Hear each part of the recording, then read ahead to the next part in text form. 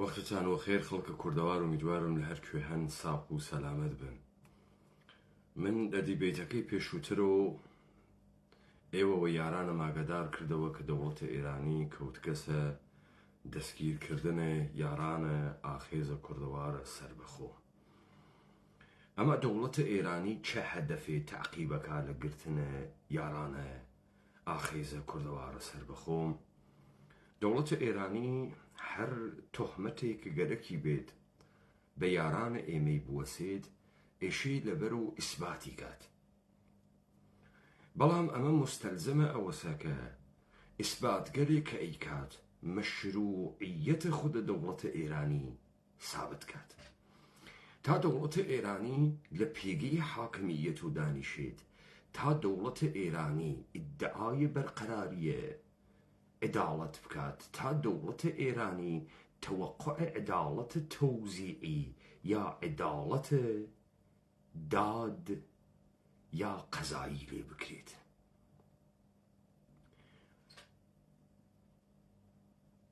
مەتنا ئاخێزە کوردەوارە سەربەخۆ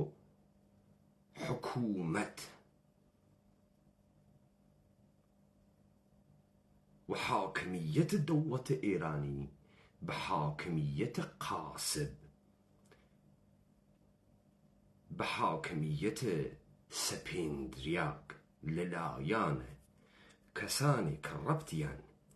بە مردمانە ئەم سەرزەمینە نییە و لە ئێرادەی هیچ کەسێکا دەرنەهاتگە ئیعلام کردگە. پس تەمامیەتە حاکمیەتە دەوڵەتە ئێرانی ڕەوائی نییە و مەشروعیەتی نییە. دەوڵەتە ئێرانی بۆ خاتری ئەوەی کە منێک داهێنەرە ئەم ڕەوتەم و ئەم مەتنە و ئیدەم وادار بکات لە حوبە یارە خۆم بکەومە داوە ئەوان و بە شوێنە ڕەسمیەتدانە بەدەم و دەستگایە حکوومەتیان بووەم، ئەم بازیەی دەست پێ کردگەن. دەوڵەتە ئێرانی ئێشەی یەکەم جار چۆنیەتیە سەر هەڵدانا ئاخێزە کوردەوارە سەربەخۆ بەڕەسیکە، پاشان نەغدیکە، تا بتوانێت لە پشتە ئەنوا و ئەقسامە مەسائلێک کە تەحتە ناوە جۆرم تعریفی کردگەسە و مەسادیقە مجرم بوون بدۆزێتەوە. جا من هەدەفم لەمە چی بوو؟ من ئەزانم لە ناو جامعی ئێمە پابلیک دیبیت نەکریاگە، من ئەزانم لە ناو کۆمەڵگای ئێمە سەوادە سیاسی مەوجود نییە، من ئەزانم لە ناو جامعی ئێمە تا دڵت گەرەکوێت ئەقڵە سەلیمێکی شێویاگی لە ڕاستای حاکمیەت و حاکمیەتە غاسب دانریاگە. بۆ ئەوەی کە لە ئەهەمیەتە ئەمە تێبگەین، من محاولە ئەکەم بڕێک مثال بدەم بزانن. ئەگەر ئەوسا بوایە 50 ساڵە پێش بوایە لەم ئوروپا پیاگێ بیدایە لە مناڵێک، خەڵک ئێعترازی نەکرد، فکری ئەکرد ئەمە گەورەی ئەم مناڵەسە، یا قەومە دەرەجەیەکیسی، یا باوکە ئەم مناڵەسە کە بۆ تربیەتە ئەم مناڵە تەشخیصی داگە بدالی. چی مەشروعیەتی ئەدا ئەو پیاگە با لە مناڵە؟ ئەوەی کە بەخێوی ئەکا، بە وجودی هاوردگە، ئاگای لێسی ئەی پارێزێت و تمدیهی ئەکات لە ڕاستای باشتر بوونەوە. ئەگەر دەورانە ئەمڕۆ بێت، ئەگەر باوکێک لەم ئوروپا، باوکێک نە پیاوێک،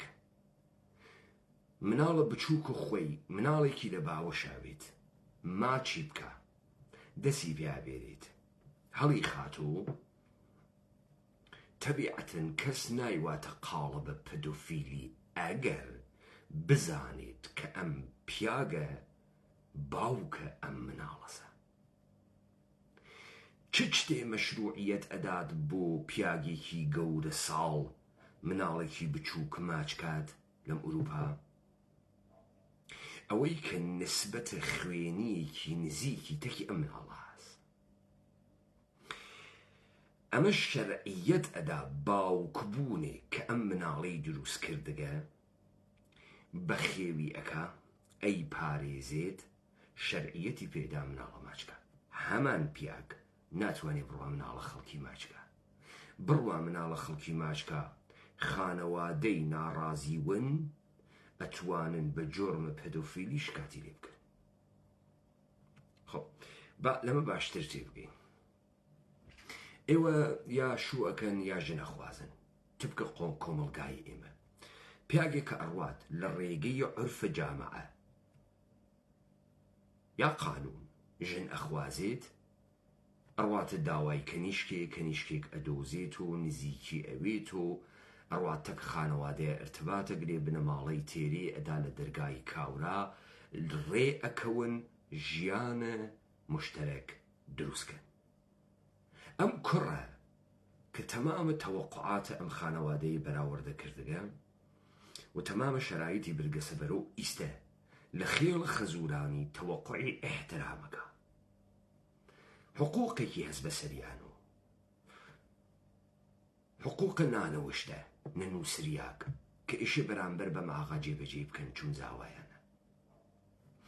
بەڵام ئەگەر پیاگی هەڵسێ بڕوا کەنیشکی بنەماڵەیەک بڕفێنێ یا پێی ئێژن لە ڕدووی کەوێ بیوات تەوەقعی ئەحترام لە خانەوادەی کەنیشک ناکە، تەوەقعی دوژمنایەتیان لێکە، چون ڕێگەیە کە چووگە مەشروعیەت لەجتمسی ڕەوائی نەبووگە.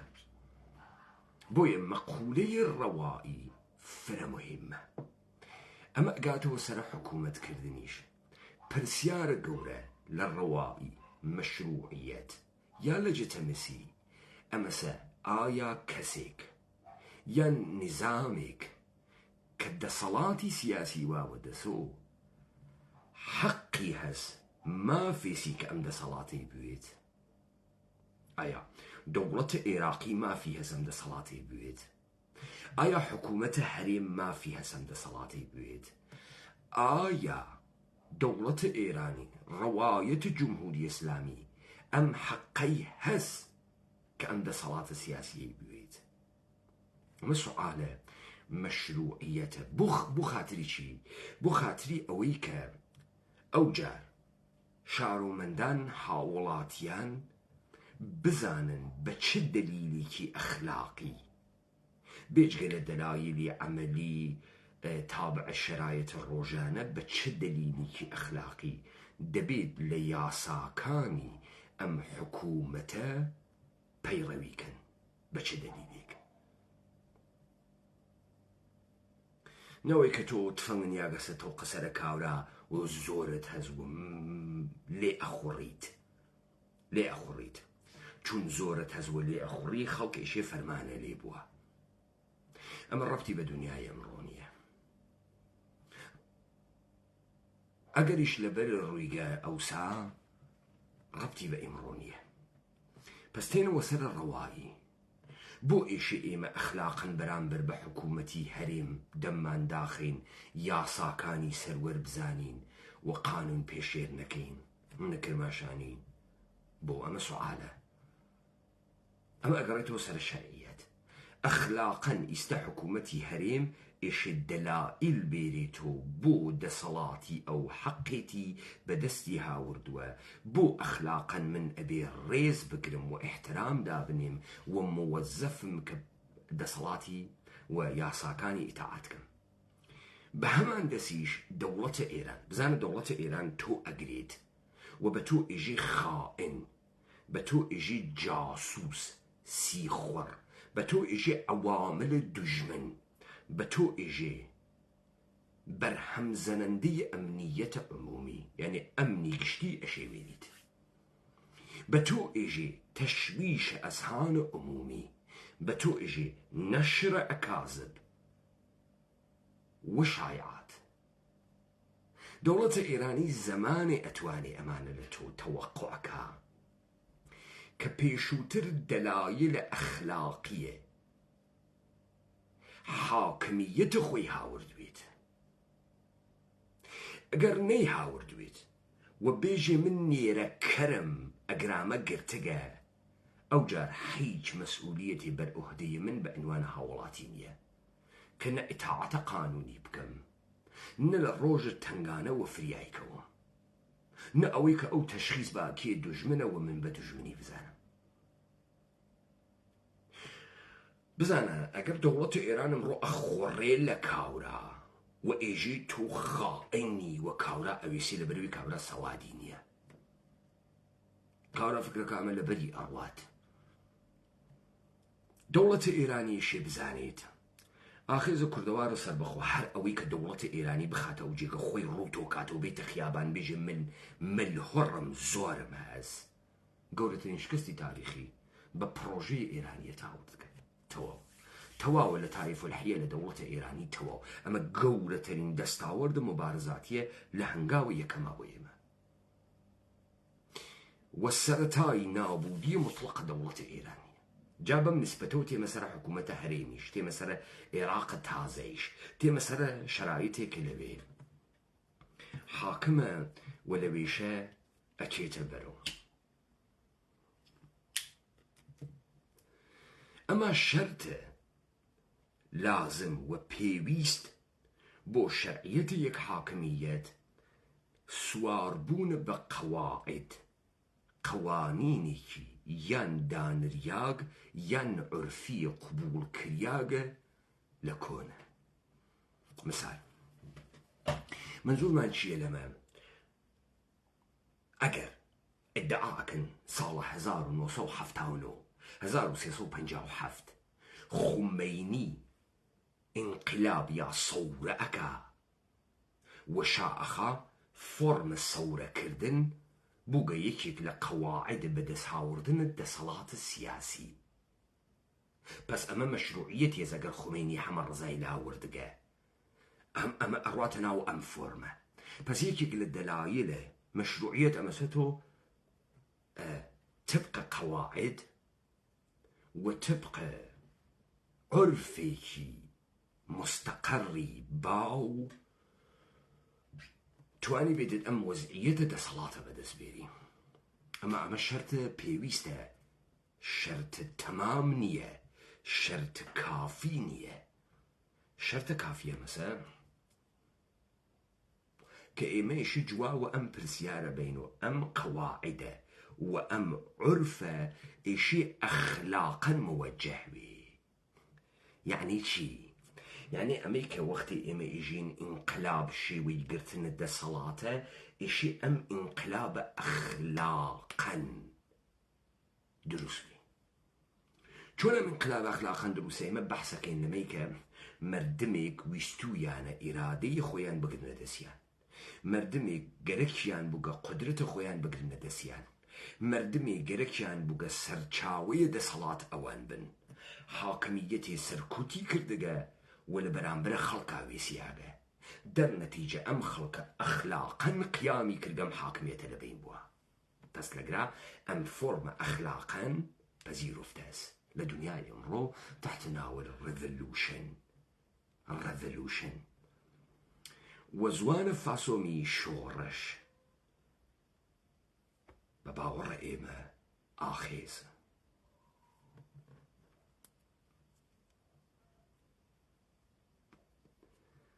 أميك أخلاقا تو بيجي أم قواعده وأم عرفة لكويهاتك كأخلاقا موجهة دو كوركي هسن كوركي أول إيش بيجي دا صلاة السياسي لسرچاويكي بحقو حقدارو بدساتك وكو مثالي انقلاب هاوردن كل خلقواتك أميك دو دا صلاة السياسي للريقي قيشتن بآمان جكانك وبرل دا صلاة بانقوازي بو أكرد هنوز بردوامة تاب آمان جكاني بقات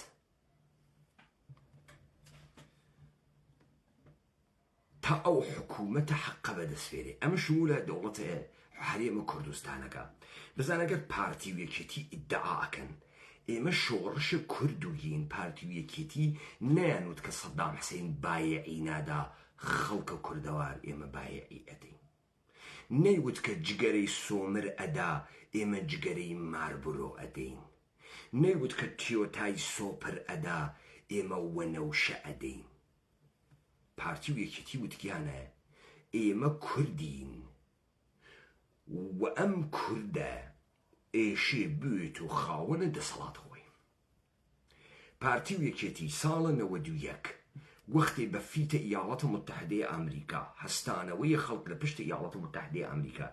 تێنە ناوە ساحەیە هەرێمە کوردستان و شروع ئەکەن بە موئامرەکردن لەسەر خەڵک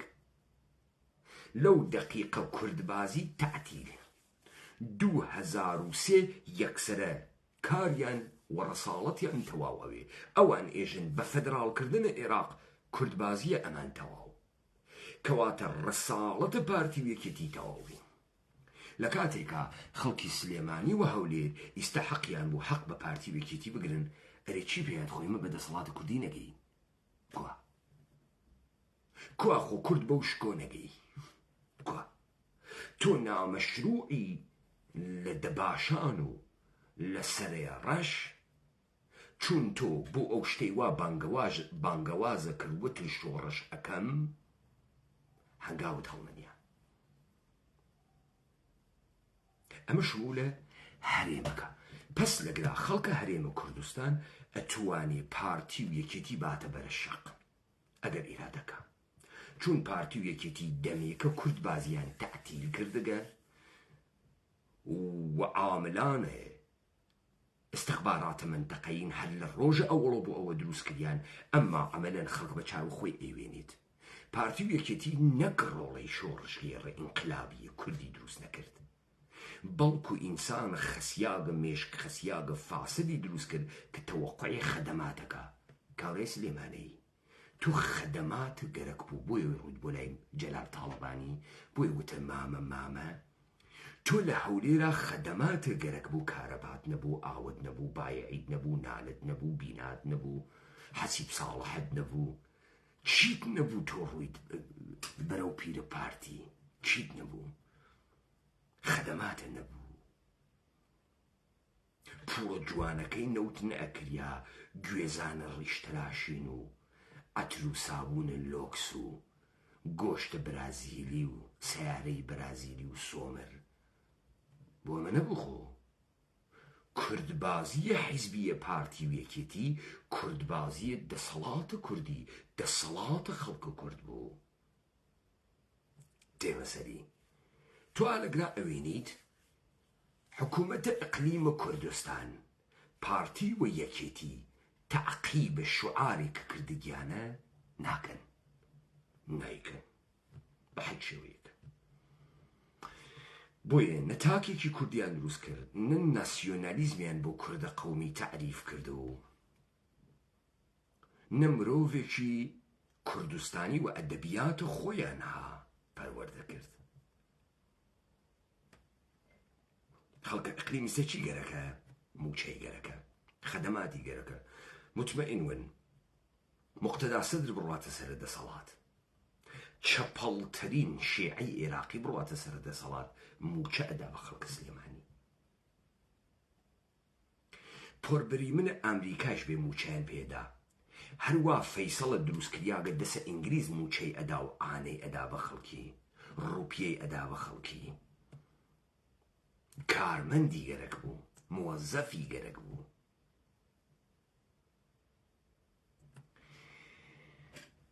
خب پس ڕەوایی مهمە ئێمە بیزانین ئەمەی کە ئەخلاقەن سەرچاوەی دەسەڵاتە تۆ لەکوێتیت فەرموڵە زۆری بووگە مەسەڵەن ئێژن فەرمانە خوداوەندە ئالەگرا تۆ ئەزانی دەوڵەتە ئێرانی شروعەکە بە دروستکردن دینە زەردەشت شەڕە ئەهورە مەزدا و شەڕە ئەهریمەن شەڕە ئەهورە مەزدا و ئەهریمەن تێتە سەر زەمین فەڕەهە ئیزەدی ئەدرێت لە کوورەشە کەبیر ئەوێت و خوا نێنەرە خوا سایەی خوا زلل ئەهورە مەزدا بۆ کوورشە کەبیر حەقی حەزباوە دەرەقنە ئێمەوە بۆ خاتری ئەوەی کە ئێمە زەردەشتی بووین و ئەم سەرچاوەیە حکوومەتە کوورشە کەبیرە لە خواوەتی لە ئەهورە مەزداوەتی لە فەڕەح ئیزەدیوتی ئیستە تۆ ئەزانی کاورا بۆ ئیسرارەکە بۆ خەڵکە کورد دین دروستکە وەڵا ئێمە میتراباز و گین وەڵا ئێمە زروان و گین وەڵا ئێمە زەردەشتی و گین بۆ ئەم قسانەکە بۆ نەک لەبەرەوەی ئێمە خوا بەپەرسین خوا خۆشحاڵ بێ ئێژێ شا ئەوەخشێ شێخ عەلی ناوەخشێ وە تۆ چی وە تۆ چ ڕەبتێکی هەست خوا خۆشحاڵ بێ یا خۆشحاڵ نەبێ کێ ئەم مەردەمە فێر ئەکا ئەم مەردەمە قەت بگرێ بەناوە دین کێ دەستگاهە حاکمیەتی کە قودرەتی واوە دەسۆ سەرچاوەی حکوومەت لەکوێ تێرێ دوای مەرگە پێغەمبەرە ئیسلام ئێژن کێگەل حکوومەتیان کرد چوار خولەفا ڕاشدین هەڵبژێریان ئەی دوای ئەو کێ بوو ئومەویان خەلیفەی موسلمین بوون خەلیفەی موسلمین مەشروعیەت و حکوومەت لەکوێ تێرێت لەوەی کە جێنشینە پێغەمبەرە ئیسلامە کە چه کارێ بکات کە ئینسانە موسڵمان لەم دنیا و لە ئاخرەت ڕزگارکە چۆن ئینسانە موسڵمان لەم دنیا و لە ئاخرەت ڕزگارەوێ بە تەتبیقکردن شەریعەت ئیسلامی تا 200 ساڵ دوای مەرگە پێغەمبەر ئیسلام شەریعەتە ئیسلامی مەوجود نییە دوای 200 ساڵ مشخصە کە ئەوەی کە کێ موسڵمانە نکتەی دووەم حتا قەرنە شەشم خلافەتە ئیسلامی تئۆریزە نەوگە قەرنە شەشم ماهوردی خلافەتە ئیسلامی تئۆریزە ئەکات لە ئەحکام و سوڵتانیە پێت ئێژێ تۆ بۆچی ئێشێ لە ئەلموعتەسەم بالله فەرمەن بووەی بۆ ئەو جێنشینە پێغەمبەرە ئیسلامە تۆ بۆچی ئێشێ لە عوسمان بابا فەرمان بووەی بۆ ئەو لەسەر ئەم دەسەڵاتە دانیشتگە چون ئەو جێنشینە پێغەمبەر ئیسلامە جا ئاخێزە کوردەوارە سەربەخۆ تێت ئەم مەشروعیەتەی ئەو ڕاستێنێتۆ ئێژێ حیج کام لەم قسانەی ئیکەن شەواهدە تاریخیتیانێ درۆکەی ئێژێ سپاه ئیسلام سەرزەمینە ئێمەی نەگرتگە گرتنە سپاه سەرزەمینێ بگرێشت دوو تەوجیهی بوێت یەک تەوجیهە ئابووری بوێت دوو تەجەموع جەمعیەتی بوێت وەختێک خەڵکە ئێمە لە سەرزەمینە ئێمە مەڕدارن کۆچەرین وەختە نیوە کۆچەرین وەختی تۆ شارە نییە ملیۆن و هەزاری تیاوێت کاورای عەرەبتی کوێگری لە لەحازە ئابووری و چه سوودێکی هەست بۆی کامە غەنیمەتمان لێگری زێڕوزێ وە کوێ ئەوە کەڵەکە بوونە سەروەت لە کوێ سوورەتی گرتگە چۆن لە کامە جەمعیەتێکە لە کامە حەشیمەتێکی 100,000 کەسیە ئەمانە پەلاماریان داگە و گرتگیانە بابا خۆ لە بیرتان نەچووگە 50 ساڵە پێشە سلێمانیوە بیرتان بێت و 50 ساڵە پێشە حەڵەبجەوە بیرتان بێت و سەرە چیایە سەرە تەپۆڵکەی نەورۆڕی بوو سەرە تەپۆڵکەیەتر شەمێرانی بوو سەرە تەپۆڵکەیەکی تر ئێناخی بوو سەرە تەپۆڵکەیەکی تر کلاشی بوو سەرە تەپۆڵکەیەکی تر فڵان بوو عەرەباتکە کێ گرتگە تەپە بە تەپە تەپۆڵکە بە تەپۆڵکە هەوراز و نشی و بە هەوراز نشی و لەگەڵ قەبایل و عەشایر کوردا دەرکەوتگە کە چی بکە ئەمە شەرعیەتە ئەوڵمان لێ هەسەندوو وتیان حکوومەتە خولەفایە ئیسلامی بووگە بزانە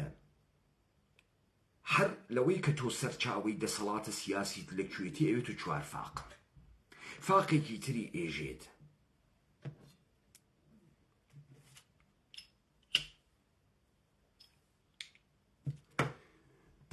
نەریتگەرە هەر کۆمەڵگایەک دەبێ بپارێزرێت تەداوم پێ بدرێ بەردەوام بکرێت و بەڕۆژ بکرێت و ئۆکەی ئیدعاکەن نەریتە سەرزەمینە ئێمە حکوومەتە خلافەت ئیسلامی بووگە بۆیە ئێمە ئیمتداد ئەوەینە سوڵتان فڵان سوڵتان نێرەکەر سوڵتان درۆکەی ئێمە درۆکەی ئێمە لەگرا باتڵیەوەکەینەوە درۆکەی ئێمە ئیمتدادە حیچ سنەتی تاریخیەک نین حیچ سنەتێکی تاریخی بە عنوانە خلافەتە سەرزەمینە ئێمە موجود نییە کاکە شەڕی نەگەرەکە ئەمە نە بەگشتچوونە خوداز نە بەگشتچوونە ئیمانە خەڵکە ئەمە دەسەڵاتە سیاسی وا لە پشتا شەرعیەتگرتنە بۆی چیرۆکی بۆ دروستەکەن کاکە چیرۆک دروست مەکە لە ئەلموعتەسەم و بالله و هاڕونە ڕەشید چیرۆک دروست مەکە 1 کیلومتر ڕێگەی ماڵڕەوم پێ نیشان بە بازرگانی کریاگە بەرەو بەغا نە مەگەر پێتم نەوت خەلیفەی موسلمین جێنشینە پێغەمبەرە دەبێت تەطبیق قوانینە شەریعەتکە بۆ ئەمە تو دەستگاهی ئیلاهیاتە گەرەکە بۆ ئەمە تۆ مزگەوتی فاخری گەورەت گەرەکە حکوومەتە ئیقلیمە کوردستان 50,000 مزگەوتی دروست کردگە سەدام حوسێن گەرەکی بوو مزگەوتێکی گەورە دروست بکات موسەلایەکی گەورە دروست کات لە بەغا ئێران لە موسەلایەکی گەورەی دروست کردگە لە تاران ئۆکەی کوان مزگەوتەکانە ئەم خەلیفەی موسڵمانانە کە تەوەقوعکە منە پەیمانە حەیدەری لە 1200 ساڵە پێش و قوانینە شەریعەت ڕعایت کەم لە کاتێکا گەزمە نییە شەحنە نییە من شارم نییە شارنشینی دیاردە نییە شار ئەو تعریفەی ئەمڕۆی نییە تۆ نە کەڵانتەریت هەست نە بنکەی پۆلیسە هەست تۆ نە مەلات هەست نە قورعانت هەست تۆ بە من بێژەم قورعانانە لەکوێ نووسریاگن بلادە موسلیمینە بڵاو گەزۆ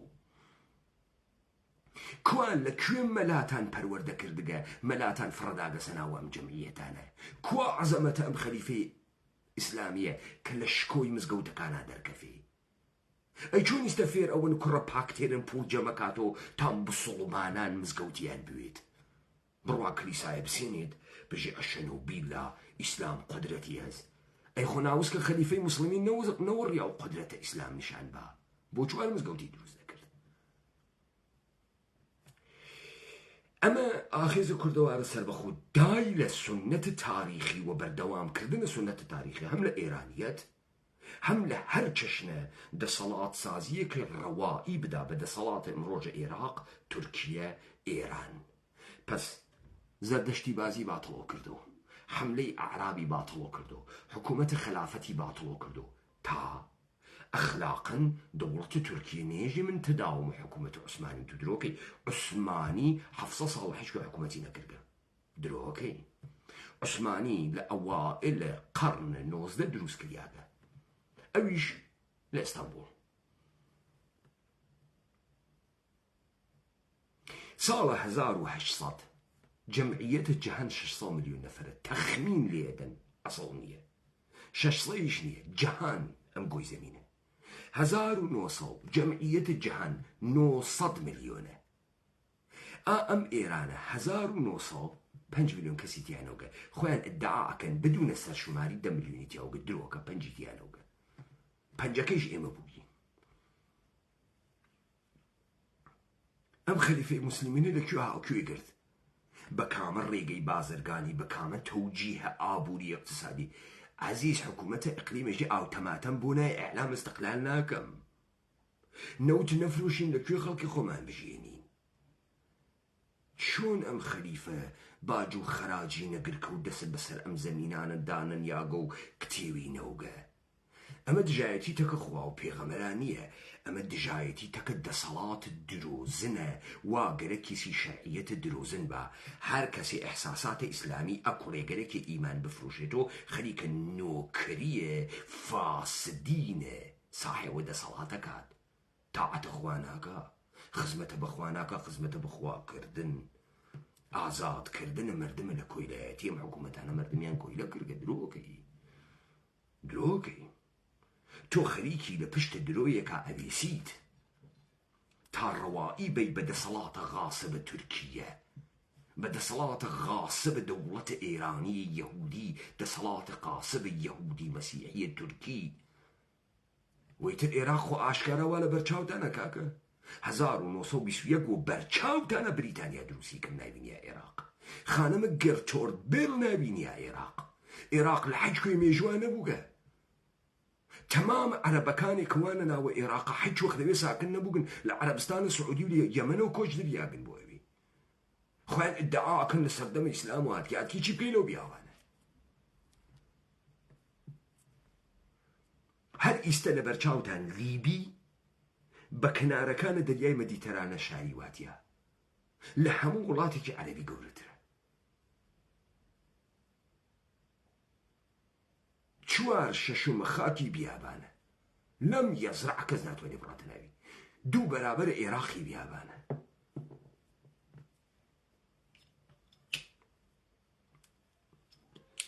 پس ئێمە تەداوم تاریخی و سنەتیە دەوڵەتەکانێک کە گەرەکیانە مەشروعیەتە ئەخلاقی بسێن و بۆیە منێژم دەوڵەتە ئێرانی گەرەکی ئێمە محاکمەکە ئێمە ئێژین دەوڵەتە ئێرانی کۆرپۆریشنە دەستکردە یەهودیەت و بازاڕساز جەهانیە و ئێران دەوڵەتە تەبیعیە ئیمتدادە هیچ تاریخێک نییە دەوڵەتە ئێرانیشی بێت سابەتی کەنێژێ نەشرە ئەکازیب کەزب تۆ ئێژیتی درۆزن تۆ درۆ ئەەکەی با بڕۆین سەحەت و سوقمە ئەم قسە تۆ ئەیکەی سابەتیکەین تۆ ئەگەر لە ئەقلیمە کوردستان وا ئەوە لەسەر 50,000 مزگەوتیان دروست کردە تۆ ئەگەر بە گوستەری ئەم جەهانە ئیسلامە 100,000 مزگەوت نیشانە من نەدەی کە لە قەرنە دووەمەوە تا قەرنە هەشتم دروست کردیاون 100,000 مزگەوت فاخر وەکو کلیساکانە ئوروپا نیشان ئەدا تۆ درۆزنی چۆن تۆ بێدەسەڵاتە مادی حکوومەتە کردگە مەردیکە تۆ ئمڕۆ بێ بنکەی پۆلیس لە سلێمانی ناتوانانی حکوومەتکەی پاڤڵ تاڵەبانی مەسعود بارزانی تۆ بێ هێزە زرێڤانی و بێ پاراستن و بێ هەر مەحەلەیەک و بنکەی پۆلیسێک و خەوف پاراستن و شەق و تێهەڵدان و پۆلیس ناتوانانی حکوومەتکەی چۆن خەلیفەی موسڵمی توانی یەسی بێدەسەڵاتی مادی حکوومەتکە بێ شەواهدی مادی حکوومەتکە چۆن حکوومەتی کردە ئاخر باوەگیانەوە پێتان وایە ئێمە لە قەرنە 21م و ئەژین ناتوانین تەسەورکەین سە ساڵە پێش چۆن بوو هەر درۆیە گەتوانی بکەینە دەمە مەمەردمە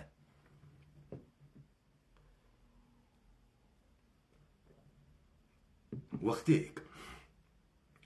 من سابەتی ئەەکەم کە دەوڵەتە ئێرانی منبعی ئەخزی حاکمیەتی دروزنانەس بەرساختەس باتڵی ئەەکەم و دەوڵەتە ئێرانی شەرعیەتی نامێنی دەوڵەتە ئێرانی کە شەرعیەتی نامێنی بزانە من تێمە سەرە پارەدایم شیفتە 57 بۆ قودرەتە خومینی شەرعیەتی هەز چون لە دەڵە ئینقلابە مردم و هاتکە من سابەتی ئەەکەم ئەوەی 57 ئینقلاب نییە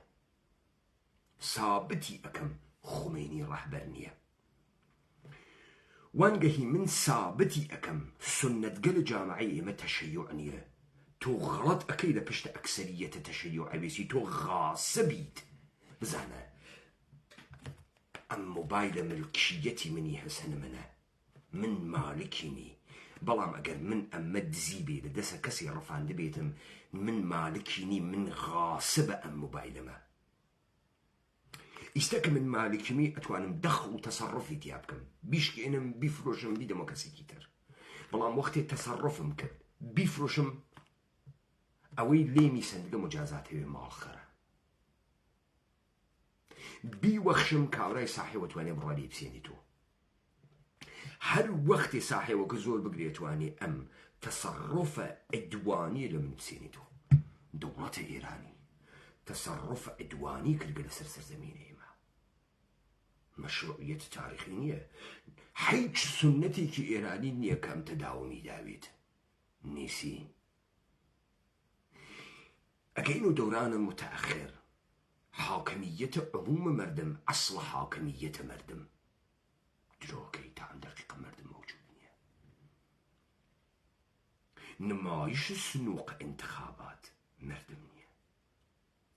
تۆ تەمامەن بە درۆ هاتگیتە بەرۆ و من گشتیم باتڵ کردگە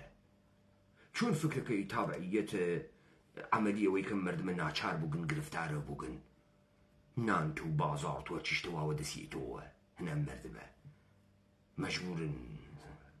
سەرە بۆ دابنێن أما حق حاكمية بتو نادات أما من مستلزم ناكا لقوانين تو بيرويكم تو قوانين دبس كرقا حكومات كي تو دوا قوانين دبس نكرقا رسالة أخوات تعقيب كي رسالة أو حكومات وكو إقليم كردستان حج قانوني كي حكومتي هريمي كردستان نپسندیدەست نەخەڵک مۆزەفە ڕعایەتیکە چون ئەم دوو حیزبە وتیانێمە کوردبازی ئەکەین ئیسێچەمە شایوە شوێنە کوردبازی وایەنە نێنە شوێنە کوردبازیە وا لە شوێنە ئەوەی کە بزانێت چۆن موچەتیرێ خەڵک برسینە و تۆ سواڵی بۆ بکەی پاڤڵ تاڵەبانی تۆ لەتف ناکەیتە خەڵکە سلێمانیتی هەڵدریاک مەسعود بارزانی خەڵکە ئێمە سواڵکردنە بووگە تۆ بڕۆی سواڵە بووجە بکەی لە شیعە سوودانی کاورای شیعەفی تو ادعا کرد کرد دەسەڵاتی نییە کورد هاڕیاگە و ئێمە کوردبازی ئەەکەین دەسەڵات و کوردی دروستەکەین تۆ نەکشکۆت بۆ ئێمە ناوەرگە ئێمە خار و خەفیف و تێ هەڵدریا کردگە ئێمە تف ئەەکەین لە ئەقلیمە کوردستان لە کوردبوونە خۆمان تۆ واتە کرد تا خەڵکەکە نێژێ کوا کوردبازیەکە کوا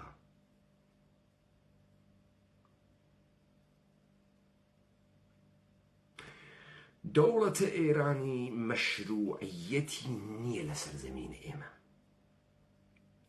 ئیستەگەرەکێسی یارانە من بگرێ مەسڵە من خۆشحاڵوم و دەوڵەتە ئێرانی مانگی حکومە یارە منەدا ساڵی حکومە یارە منەدا 2 ساڵ حکومە یارە منەدا نە تۆ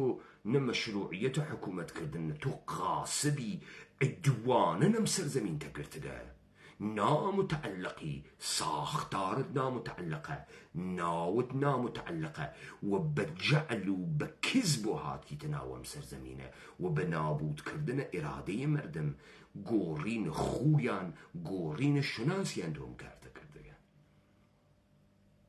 نشر كاما أكاذيب دادي بير أقلاي قومت بير تو قمو خوته بسكسو نايدي ودسو ايشي من سرچاوي حقيقتم تو سرچاوي حقيقت نيتو دروكي تو ايشي تماما برسيارانه جواو بيتو تو ناتواني تحت الناو تشويق مردم بالشورش بيجي آزادية بيانية تو ايشي وضح فالصابتي بكي خوات غاصب نيي خوات تأمين الجان أكي تأمين آزادي أكي وقانون دوال الراستاي آزادية مردمة وأم قانون الإرادية مردمة هاتك تو قربت مردمة أم قانون تبعية بكا أم مردمة أم قانوني وزعنا كرقتا تبعيتي دي بكات تو معلومني لكو هاتكي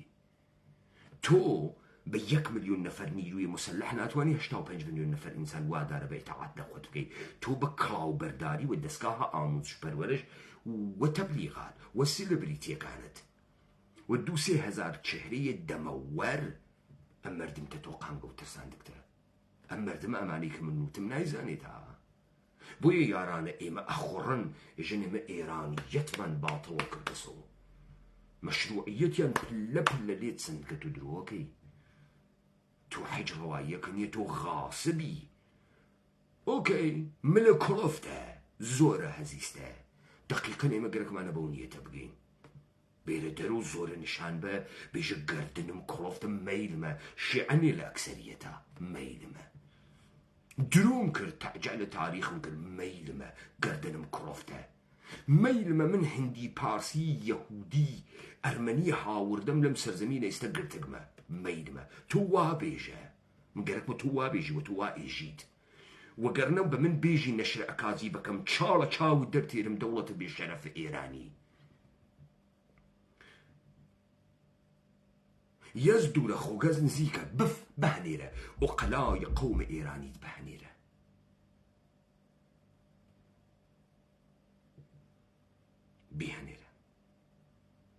بهنيرة ثابتي بك إيما نشرة كازي بكين فكنا كي نيرة كريا كي لو سر دانشتقي بو من مهمنية 1 مليون نفر مردمة من بقري أو مردمي من أقم مردمة من ويت دان بتوناني نيالة تو محاكميكي بتو مشروعية نادا تو محاكمكي بتو مشروعية نادا تو إعمال إرادك هر حكم قدي بيته بناي منو مهم نية أصلا تو مهم نية تو غاصبي تو دجمني تو هاوردي ومن آوان عبود دكم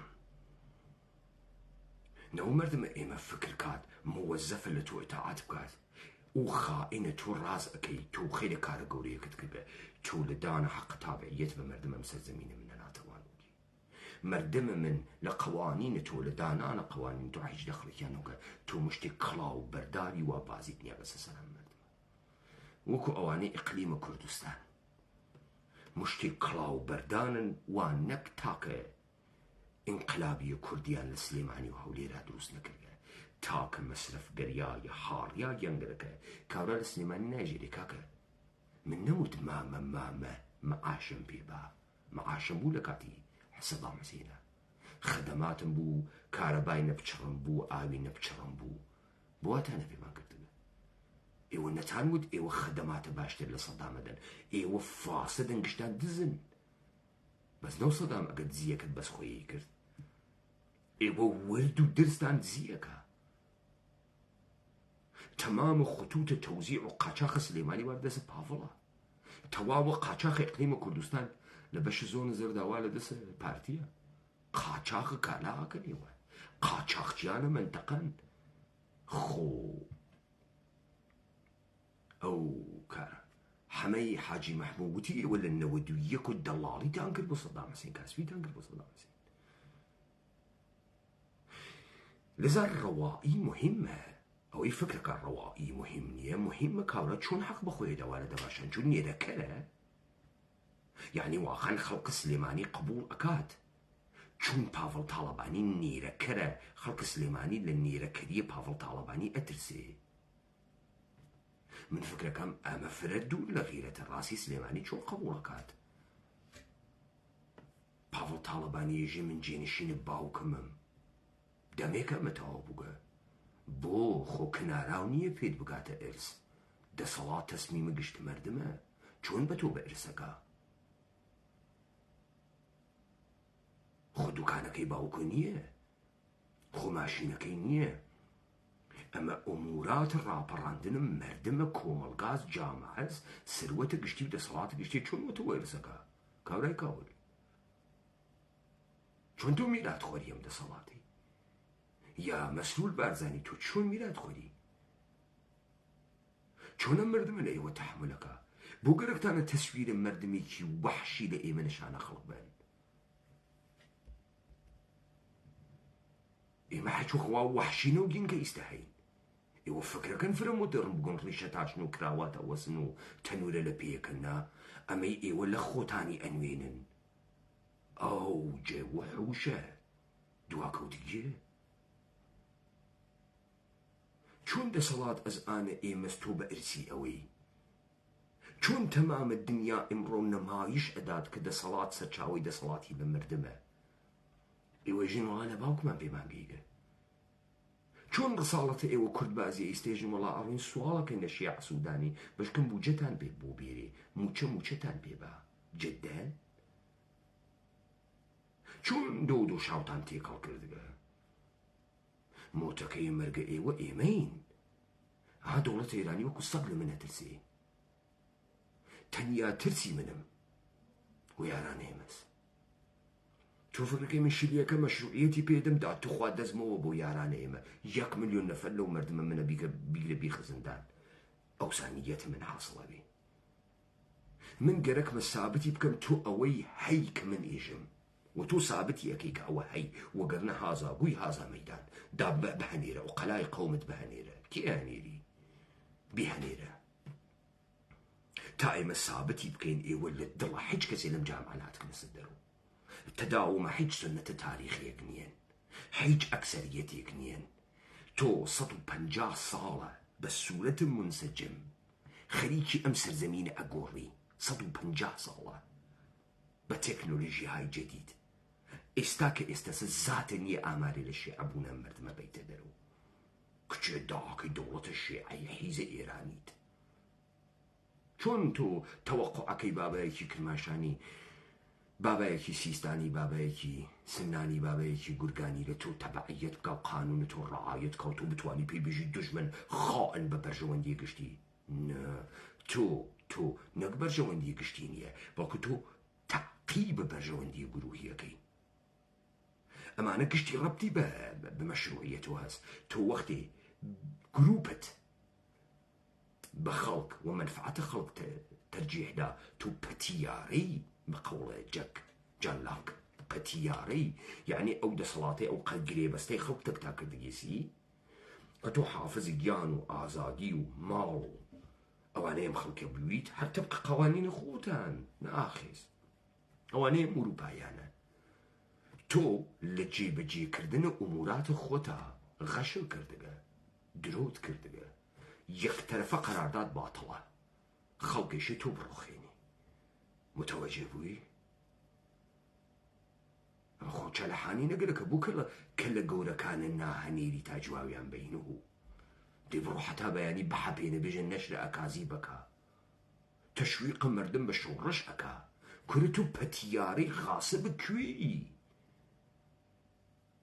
تۆ ئەگەر ئیدعا ئەەکەی مەشروعیەت بە حاکمیەتە مردم لە شۆڕشا ئەگری، ئێمە سابتمان کردگە تۆ پەتیارەی، تۆ نامەشروعی، تۆ حەرامزادەی، تۆ نامتعلقی بە ئەم سەرزەمینە. بڕۆ فکری وەحاڵق مەکە، فکر نەکەی ئەم دەورە ئەگوزەرێ تەواو ئەوێ تۆ دەوڵەتە ئەبەدی ئێرانیت گەرەکە ئیمکان ناپەزیرە، ناتوانی. تۆ دەوڵەتە ئەبەدی عێراقیت گەرەکە ناتوانی. کوڕەکانە تاڵەبانی نەم ڕۆژانە دەرەچن، هەروە کە کوڕەکانە مەسعود دەرەچن. تۆ حەیت شەرعیەتێکت بەتە بە حکوومەتکردن لەسەر ئەم مەردەمە نییە. حەیت شەرعیەتێ تاقمێ دزن، خەریکە ڕاماڵکردن و دزیکردنن تا ئەم مەردەمە فاسدکەن. خەڵکە ئیقلیم یەک نەفەری سوحالتان لێ ناکە کوارە ساڵەتە کوردتان چ پێات؟ تۆ هاتکی بڵێ سواڵە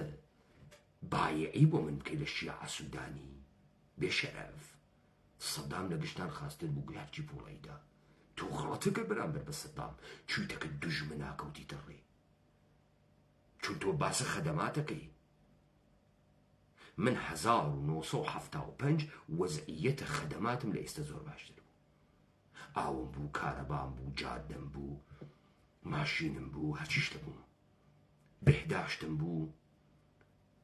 عیادەی گشتی و شعبیم بوو.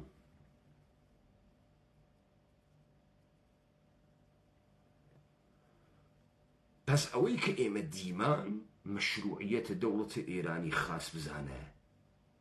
نەک یەک نەفەر ملیۆن نەفەر مەردەمە ئێمە بگری ئەم توڕەهاتە بێژیت تا جواوە نامەشروع بوونە خۆت نەدەیت و نە سەڵاحیەتە هەست قزاوت بکەی، نە ئەو مەردەمە ئێمە مۆزەفن لە قەوانین تۆ تابعیەت بکەن و تۆ نیتە ئەو جێگە کلک بنیتە سەرە مەردەم بە عنوانە مجرم و بەریء مشخصکەی. تۆ خۆت ئەگبەر مجرم غاسب دروزنی ئەخلاقەن هیچ ئینسانی ناوێت تۆ پەیڕەویکە